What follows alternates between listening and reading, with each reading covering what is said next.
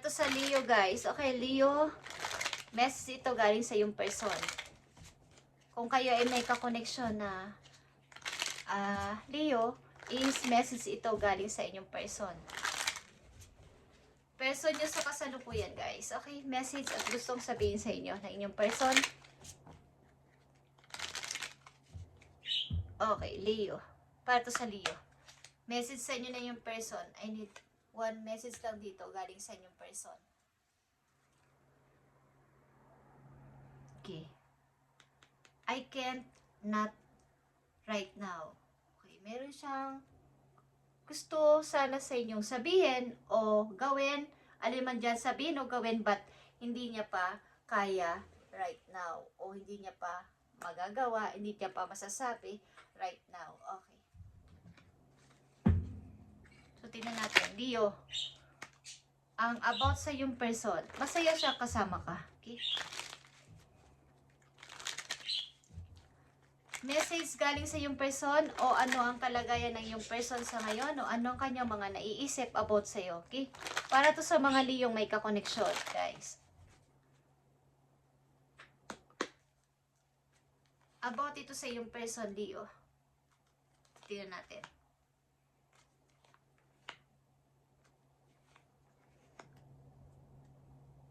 Okay, ang yung person ay may pinagpipilian. Maaring may dumating sa kanya mga opportunity at namimili siya kung pag-ibig o trabaho o magandang opportunity na to. Alin dito sa dalawang magandang trabaho na to ang gusto kong piliin? Okay, meron siyang pinagpipilian this time, Leo. Okay, tingnan natin ang message sa iyo ng yung person, Leo. Okay, why do we have to be apart? Okay, guys.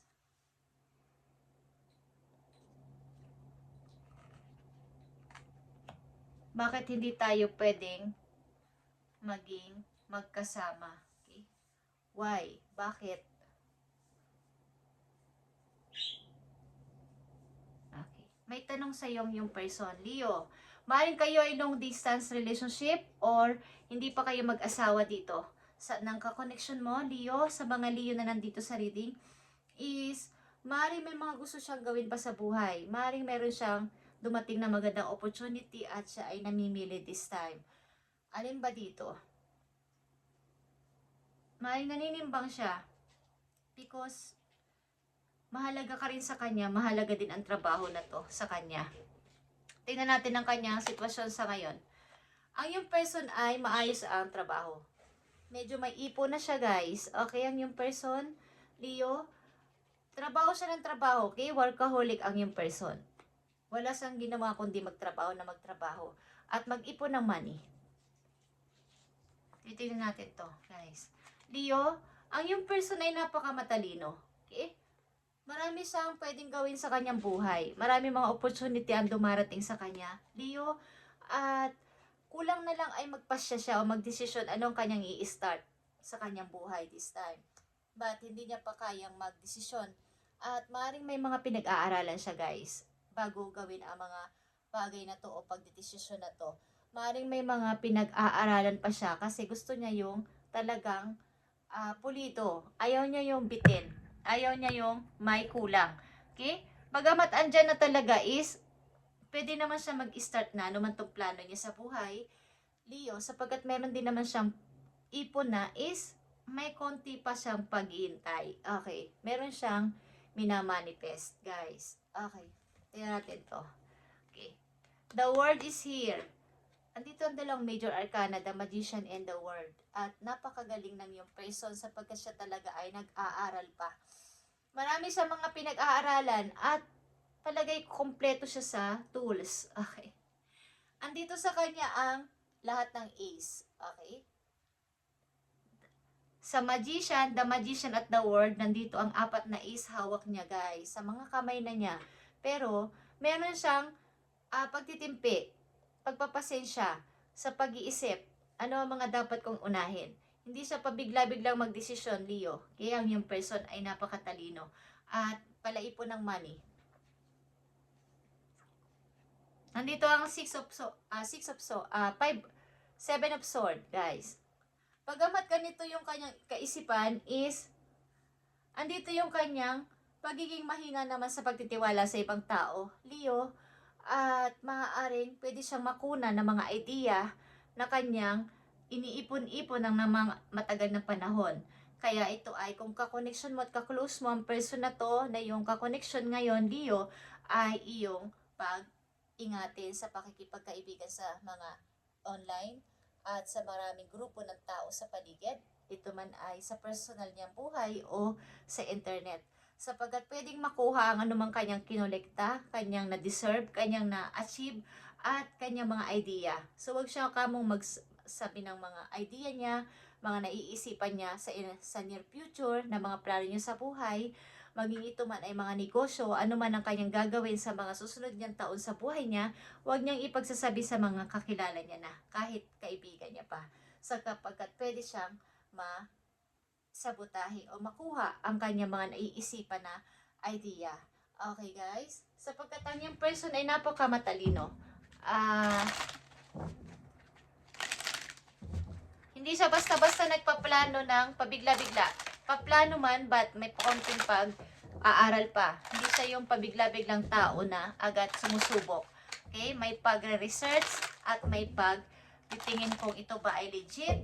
Ganon lang yung person, Leo, sapagkat para sa kanya ang pera ay sayang na pinag-ipunan niya ng matagal na panahon at siya ay nagtrabaho ng maayos. Okay. Leo, tingnan natin ang paparating na message sa yung person. Okay. I need 3 messages dito, Leo. Mari may plano din siya sa mga darating na, kumbaga sa isang taon. Okay, may plano siyang i-try na. Okay?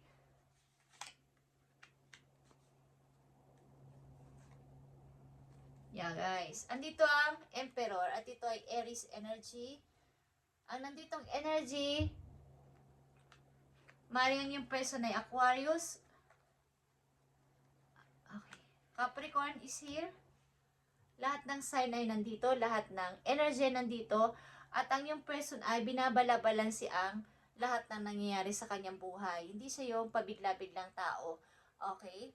Na, kumbaga, meron akong gustong, halimbawa ay i-build na negosyo, pero kailangan mo na ng konting pag-aaral pa at pag-mamatsyag, pag-iisip, bago i-try. Okay, guys? Maring napakaseryoso na yung person pagdating sa trabaho. Okay? Ang yung person ay maaaring medyo parang mahigpit, pero andun yung pag alam niya ang responsibilidad yun, hindi siya talaga, kapag hindi naloloko, sumusunod siya sa rules. Okay? Like the Emperor. Tingnan natin, ang paparating pang message sa yung person, Leo. Andito ang the Tower. Speaking of balance, sa sinabi ko, ang yung person ay lahat ng mga, kahit yan ay problema, mahirap na sitwasyon, mga dumarating sa kanyang buhay, kaya niyang ibalabalansi like this. Sa bato na yan. Kaya niyang bigyan ng paraan, kaya niyang solusyonan. Hindi siya basta sumusuko hanggat hindi niya nakukuha ang gusto niya. Hindi siya sumusuko. Alam niyang kaya niya. Hindi siya papayag na mag-iba itong kanyang binild na kumbaga ay ininvest niyang yung mga naisip niya, yung mga na ipundar niya, hindi siya papayag na yan ay basta-basta na lang gumuho. Kahit sa relasyon ninyong dalawa, hindi siya papayag na basta na lang yan masira. Hanap at hahanap siya ng paraan para maging okay ang lahat. Anditong Knight of Pentacles, talaga may plano siya na about ito sa pagpapalago ng money. Okay, guys, may plano siya. Hindi ko alam kung bibili siya ng lupa or something na bibili siya ng bahay o ng basta yung may kinalaman sa pag-invest. Okay, guys. At nandito ang Page of Pentacles. Talagang yung person ay lapitin ng swerte. Kumbaga, lapitin ng trabaho. May mga nagme-messages, may mga nag-o-offer sa kanya ng mga trabaho, guys. Leo. Okay. At about naman sa inyong buhay pag-ibig na dalawa. Bakit kailangan tayong magkalayo? Okay, yan ang sabi sa inyo ng yung person.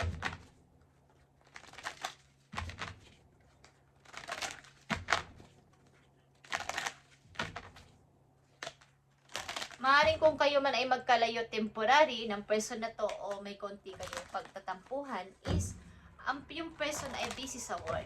Okay, Leo, nakapokus siya sa ngayon sa paparating na future kesa sa ngayon. Marami siyang pinag-iisipan about sa pagpapaunlad sa kaperahan, Leo. Okay, tingnan natin ang about sa inyong dalawa ng yung person. Para sa person ng mga Leo at sa kanya, ano ba ang dapat nilang malaman o dapat nilang maintindihan sa kanilang relasyon, guys. Okay, sa inyong dalawa ng yung person.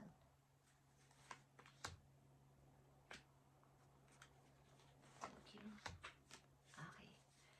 So, andito ang balance, guys. Kayo ay magkaiba ng place. LDR ba kayo, Leo?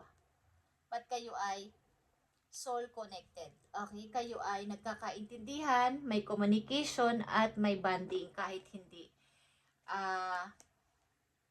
nagkikita ng madalas o hindi kayo magkasama sa isang bahay. Isang dito yung communication na dapat ninyong ipagpatuloy. Ito ay water and fire, guys. Leo, nadidiling ka ba sa water sign or katulad mong fire sign? Okay, tingnan natin. So, may pagkakatampuhan nga ang ilan sa inyo, Leo, at meron ditong gustong magbalik sa buhay mo. Maybe ikaw or ang yung person. Ito ay Six of Cups. Ito ay something na bonding ng dalawang person na talagang may mahaba ng pinagsamahan at maybe may tampuhan kayo. Someone is want to come back sa iyong buhay, Leo. Yeah. Prince of Cups. Ito ay yung energy of Scorpio. At ito ay water sign, same, okay? Six of Cups and Prince of Cups, guys. Maaaring ang person mo ay water sign or hindi tayo nagpo-focus sa energy. Okay, guys? Kung sino ang inyong ka-connection. Okay, guys? But ito ay full of emotion, guys. Ang water sign. Okay? Ang water energy. Okay, is full of emotion. Leo, at maaaring mayroon ditong gusto sa iyo makipagbalikan kung kayo ay nagkatampuhan ng yung person sapagkat siya ay nakapokus ngayon sa work. Okay? Sa pag-iipon para sa future. At maaaring may plano rin siya para sa inyong dalawa. Titingnan natin to. At meron ditong pag-iyak, pag-regret. Something na kayo ay nagkalayo ng yung person but want to come back itong tao na to sa iyo. Okay? Gusto kanyang balikan at suyuin. Leo. Sapagkat nagtatanong siya kung bakit kayo nagkahiwalay. Okay? Hindi niya pa kaya ngayon. Hindi pa kasi niya kaya right now. Okay? Meron pa siyang dapat na unahin bukod doon. But, importante ka sa kanya. Ay, guys. So, malungkot ang yung person. Okay? At meron din ditong something na mga rival kasi. Marito ay jealous sa inyong samahan. Guys, okay. At titingnan natin pa ito. Para sa pag-ibig ng mga Leo. Para sa person na to na nasa reading.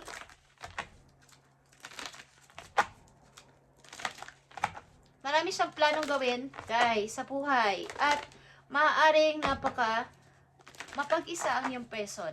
Okay? Dahil nakapokus nga siya sa work. This time. Tingnan natin, Leo.